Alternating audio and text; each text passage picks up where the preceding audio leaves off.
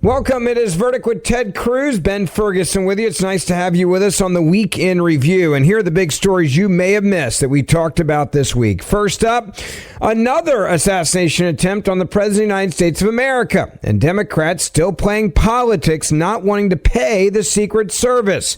They showed up to do their job, but Democrats don't want them to get a paycheck. We'll explain that. Also, the FBI, they've had major raids this week in Minnesota, including the famous Leering Center. You know, the sign that was supposed to say Learning Center. So what's behind all this? And is the president paying off on stopping waste, fraud, and abuse? And finally, if you're homeless, well, you may get bonus points if you have a certain skin color before you get benefits. And if you check the right box on if you're gay, lesbian, or transgender. How does that get you ahead of people that are senior citizens? It's all been set up by the Democrats. It's the Week in Review, and it starts right now. Let me ask you another question on this. And this is, I know the answer, but I think the audience needs to know this. The president was talking about how the Secret Service did an amazing job and making sure that this threat was neutralized. Do those guys get paychecks right now that were at the White House Correspondents' Dinner? Look, DHS is shut down. It's been shut down for more than 2 months. So they're not getting paid? Well, some of them are getting paid because the president is reallocating money from other parts of the budget. So some of them have gotten paychecks. But the Democrats are saying they don't want them paid. The Democrats have voted against funding the Secret Service, funding the Department of Homeland Security. They voted against it 16 times. And by the way, there were Democrats at that event. In fact, there were more Democrats in that room than there were Republicans because it's mostly reporters, and they're almost all either Democrats or further left. And the Secret Service, look, when they stopped this shooter, any one of them could be killed. I don't know if you're a Democrat how you justify going and voting against paying for the Secret Service when they may have quite literally saved your life the couple days before. But I have no doubt that they would still vote against it, right? They would. They would vote against it. They would say, no, we're not going to fund them. Like, they're unified on that. I don't know what they're going to do next. I do know that they voted 16 times against it. I'll also point out, you look at the litigation against the new ballroom that President Trump is building. And yes, in that litigation, a federal district judge enjoined construction of the ballroom, ordered that it be halted. And here was his reasoning. I want you to listen to it because it's absurd on its face. Quote, "The fact that the ballroom is planned to include security features such as bulletproof windows and a drone-proof roof does not bring the structure within the scope of the national security exception. While these features may well be beneficial, defendants have not provided any national security justification for why these features must be installed immediately, such that they should be excluded from the scope of the injunction." Now, I'm going to give you the technical legal definition of that segment of the district court's ruling. That is stupid. It is stupid on its face. And now, thankfully, that injunction was stayed by the Court of Appeals, so it's not in effect. But the federal district judge was saying, well, I see no national security justification 3 times. Wow. In about a year, we have seen President Trump attempted to be assassinated.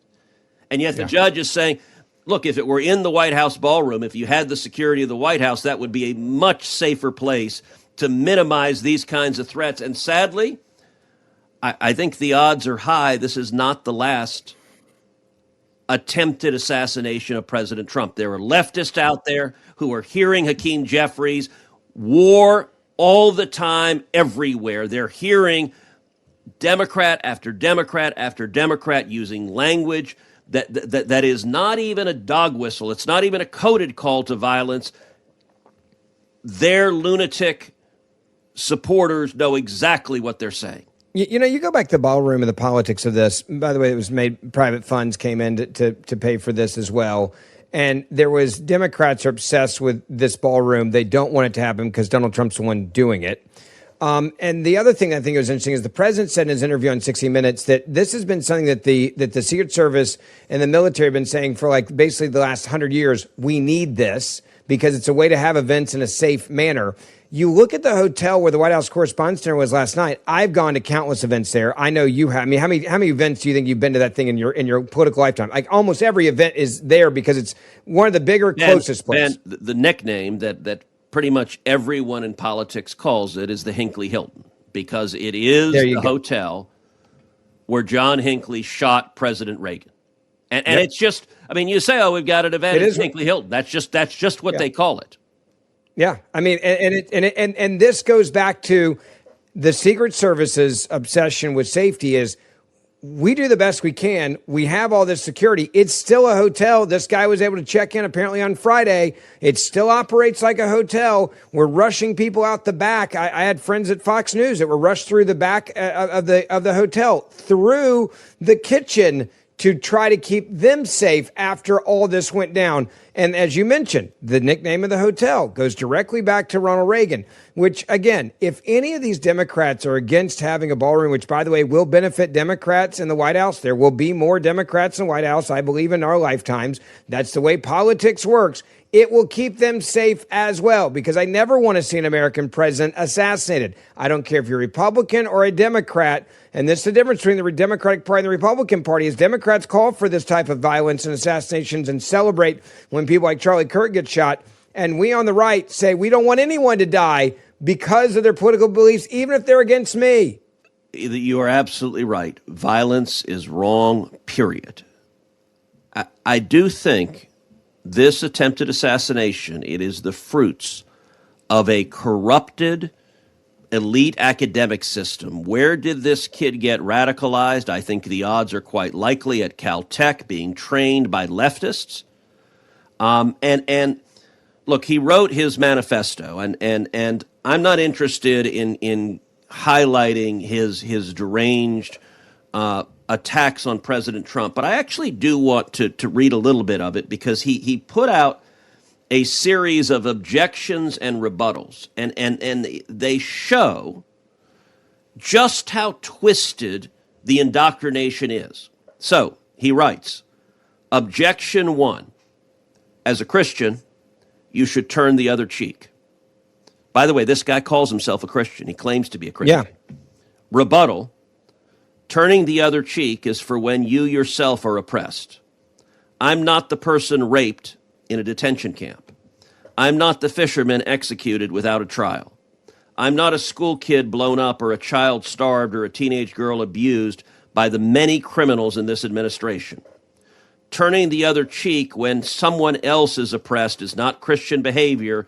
It is complicity in the oppressor's crimes. By the way, listen to that language. Complicity in the oppressor's crimes. That is Marxist language of oppressors and victims, and he is repeating what leftists have indoctrinated him in university. Here was his next. Objection 2, this is not a convenient time for you to do this. Rebuttal, I need whoever thinks this way to take a couple of minutes and realize that the world isn't about them.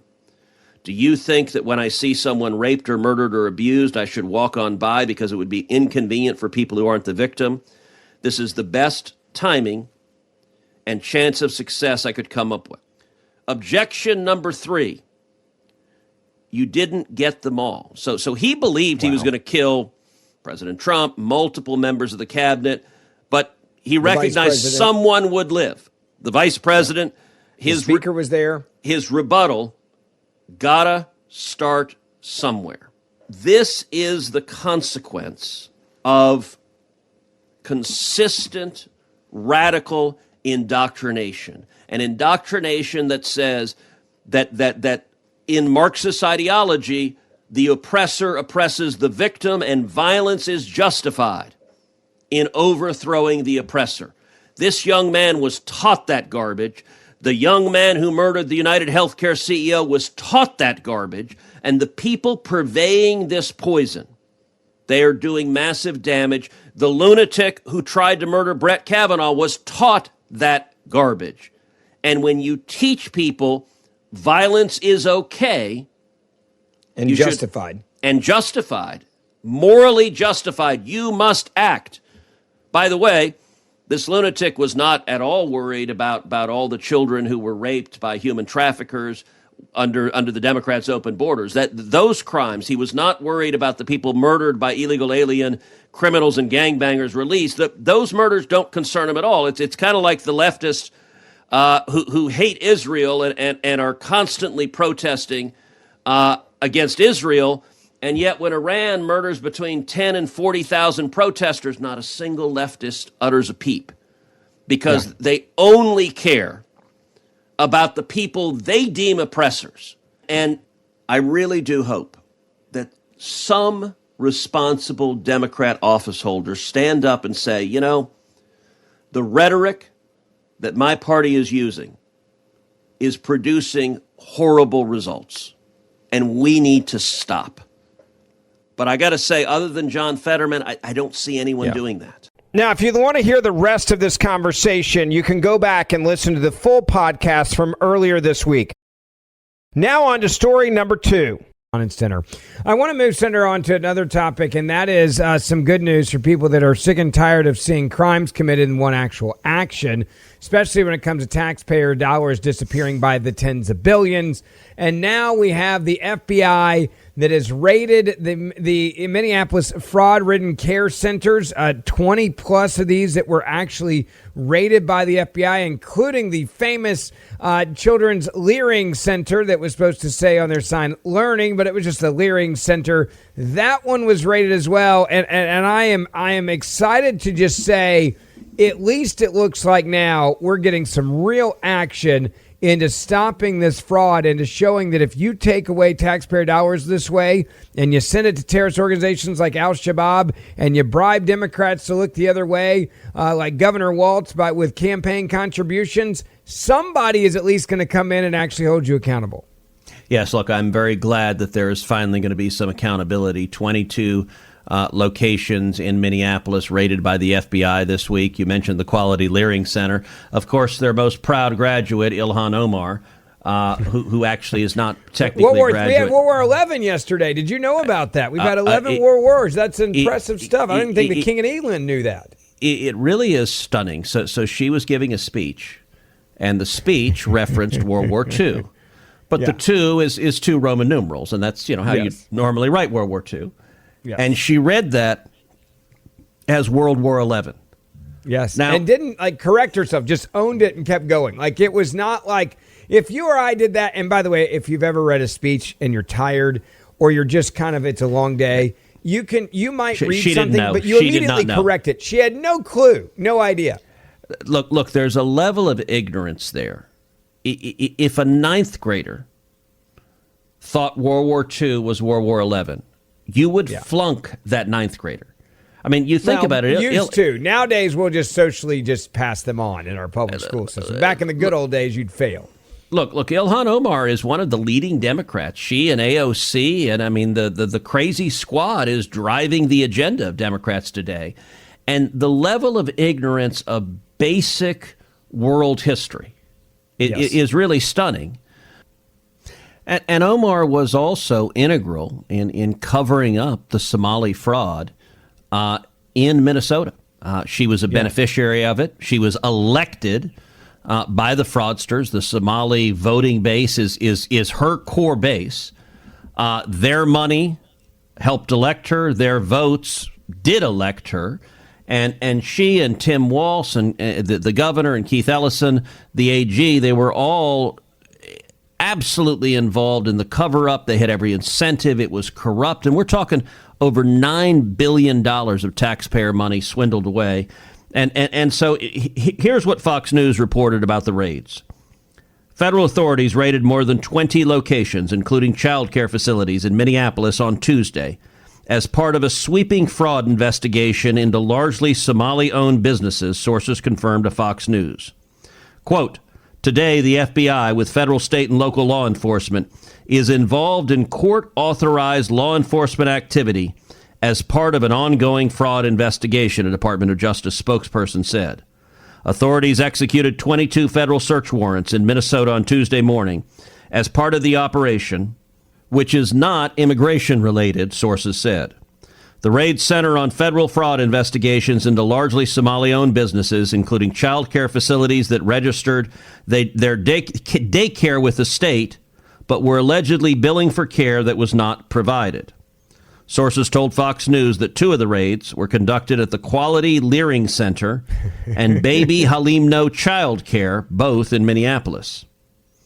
Vice President J.D. Vance addressed the raids in a post on X, writing, "The task force of the DOJ will be relentless in exposing these fraudsters wherever they may be hiding." Governor Tim Walz, this is you want to talk about amazing chutzpah. Yeah. Said the raids were carried out by federal and state law enforcement after state agencies, quote, caught irregular behavior and reported it. Quote, "If you commit fraud in Minnesota, you're going to get caught." And that's exactly what we saw today. We catch criminals when state and federal agencies share information. Joint investigations work, and securing justice depends upon it. Now, that truly is stunning, because Walz, his entire governorship, has looked the other way on massive fraud, has refused to investigate it, has profited from it, has been elected by it, has taken campaign donations from it. The entire Democrat machinery was built on fraud, and now he's taking credit. That really is like the arsonist taking credit when the firefighters turn up and put out the fire. Yeah, it really is. And it's all because now he's not running for re-election, right? So he can just be like, oh, we're rooting out fraud, and try to, I guess, rebuild his legacy so maybe he can have a grand comeback one day. I don't know if that's going to work. There's one aspect of this, though, Senator, that excites me, and it's the fact that it's clear this is the beginning, not the end. Based on what was said by the DOJ, like, this is the tip of the iceberg. We're going to the catalyst point. And then there's been directives at all states, including Republican-led states, to start looking at waste, fraud, and abuse. They're looking at California. I think you're going to see more people that are going to be indicted and more places that are going to be raided outside of Minnesota. That is exactly what the American people voted for, which was to get rid of waste, fraud, and abuse. That is exactly right. And I will point out also that other blue states are coming. California is coming. I have every reason to expect, and indeed I've been told by senior officials in the administration, California is even worse than Minneapolis has been. And I want you also to give a listen to Agriculture Secretary Brooke Rollins and what she revealed about fraud and abuse concerning SNAP, concerning food stamps.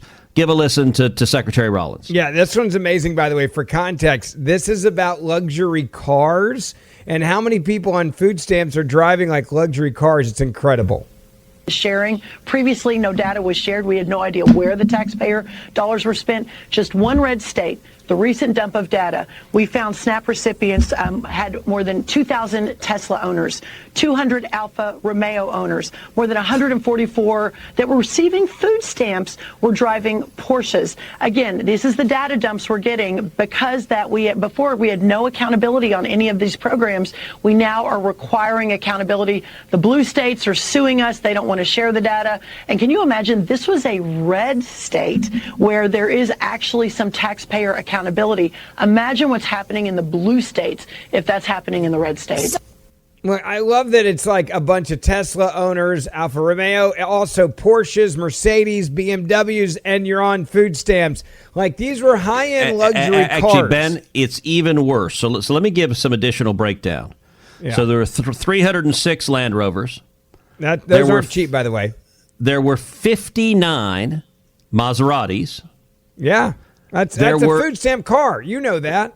There were 11 Lamborghinis. There were 3 Ferraris. And there were 3 Bentleys. These are people getting food stamps, driving a $250,000 or more. Like a Lamborghini could be $1 million car, depending on which one they had. Yeah.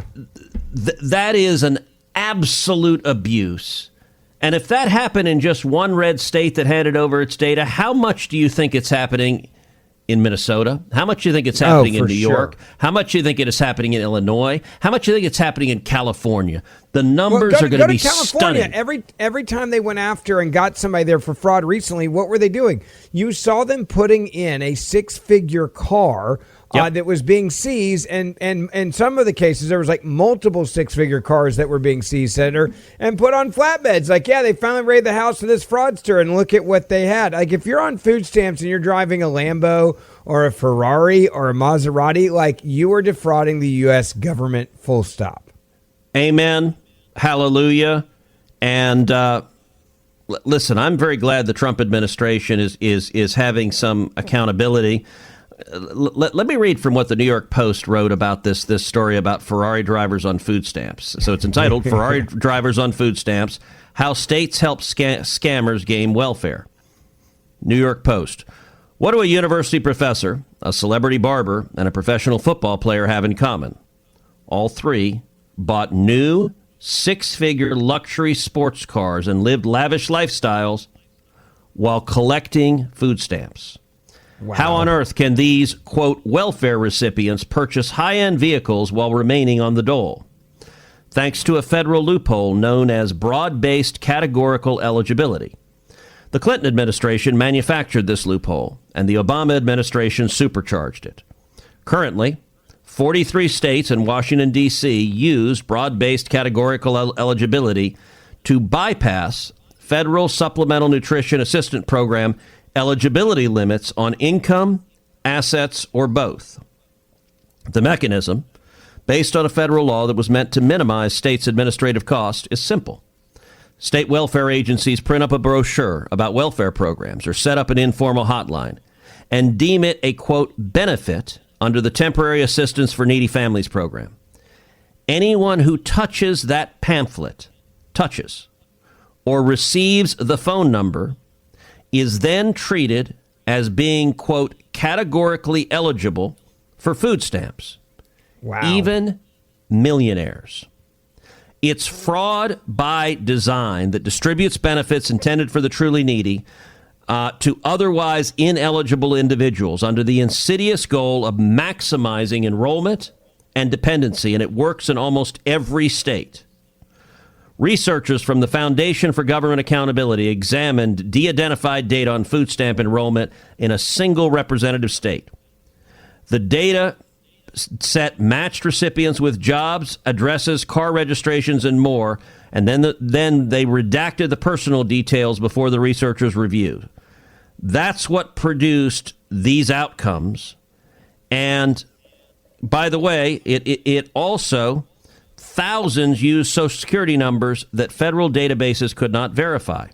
That included real numbers with mismatched names and birthdays, numbers issued years before the applicant's date of birth, numbers of people who died years ago, and numbers that don't even exist. All are clear and signs they still got him. that both stolen identities and synthetic identities are being used to defraud the system. The BBCE loophole doesn't just expand enrollments, it creates the condition for outright criminals to flourish. When state agencies eliminate asset checks, they tear out the tripwires that cost fraudulent applications. This is, so a case in point, the wealthy professor, barber, and professional athlete that FGA researchers spotted could be victims of identity fraud because SNAP intentionally allows anything to serve as proof of identity, even a library card. If states were cross-checking income and assets, those cases would be flagged as potential fraud. Thousands more, here's something else, thousands more food stamp recipients in the study enrolled using IP addresses traced to foreign countries, including China, Mexico, and Canada. More than 5,000 applicants in this state used foreign-based email addresses to apply, and countless others used disposable emails, the kind designed for identity theft and phishing. Look, the USDA puts improper food stamp payments at $10.4 billion a year, with a B. That's more than $1 in every $10 spent on the program. And So now we're going after that fraud, and I'm here to say, yes, this is what I voted for. Holding the criminals accountable, and by the way, holding the Democrats accountable who have enabled this theft of taxpayer fraud. You want to know what the Democrats stand for? They stand for Somali fraudsters stealing your tax money and sending it to al-Shabaab, Islamist terrorists in Somalia. They stand for thieves driving Bentleys and Lamborghinis and Ferraris who say they need food stamps and stealing your money. That is, and by the way, look, sometimes Heidi will say, gosh, that rhetoric sounds really harsh. Well, Ben, if the Democrats don't stand for that, then I just want to ask you a question. Why wouldn't Democrat governors do what the Trump administration has done? Why wouldn't they go after and cut them off? And they don't do it because ideologically they are in favor of it. If they just said, is there one Democrat in the country who will say, all right, we're going to have a rule. Nobody on food stamps can have a Ferrari. Like if you have a Ferrari, sell your damn car. Can't have food stamps. Yeah. And buy your food with that money you get for selling your car. But you don't get, if you got the money for a Ferrari, we ain't paying for your food. I got to say, that sounds like common sense, and there's not a single Democrat governor in the country that's saying that. Amen to that. Don't forget, we do the show Monday, Wednesday, Friday. Hit that subscribe or auto-download button. Please share this podcast with your family and friends. Share it on your social media pages, wherever you are on social media. And the Senator and I will see you back here on Friday morning.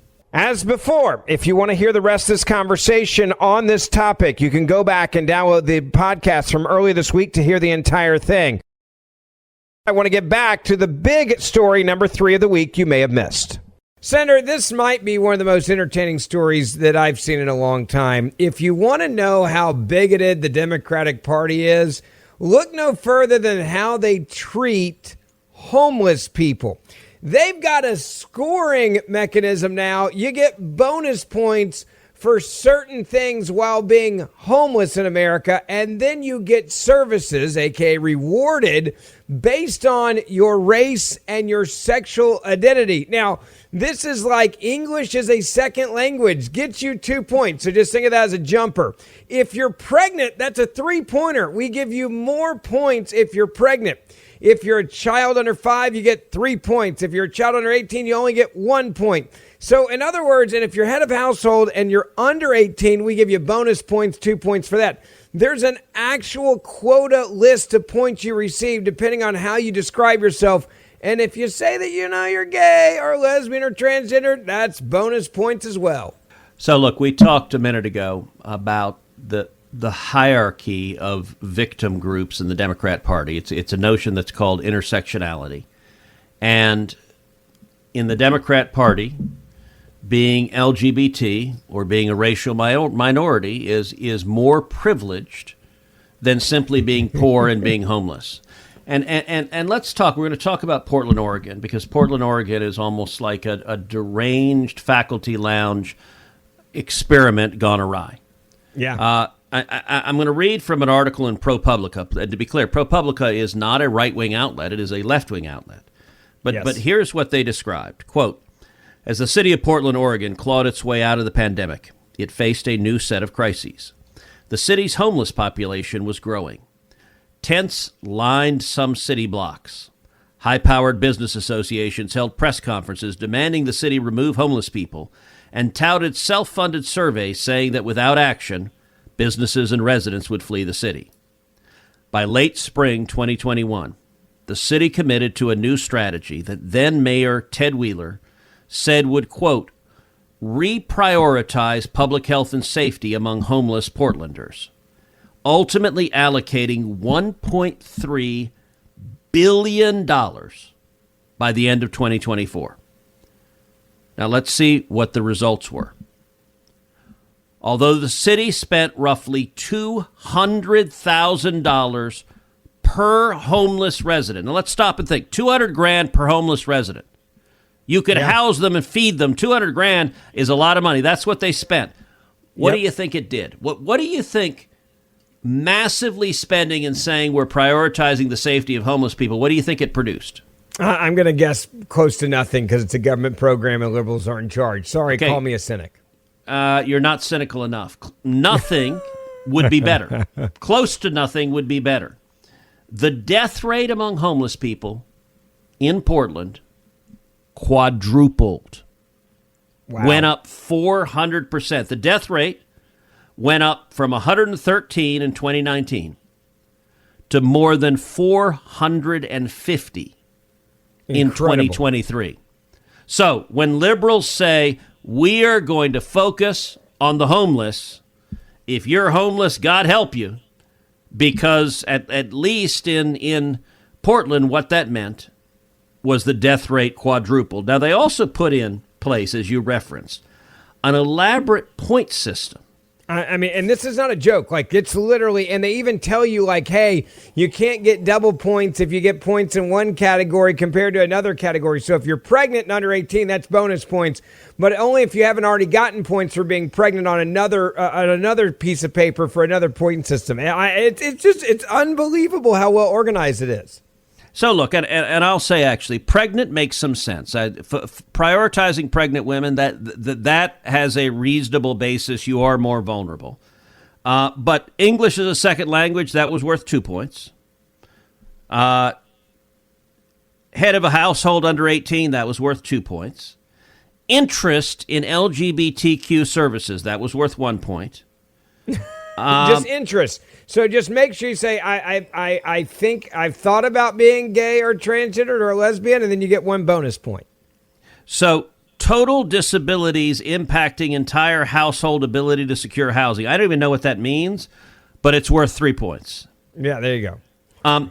Interest in culturally specific services.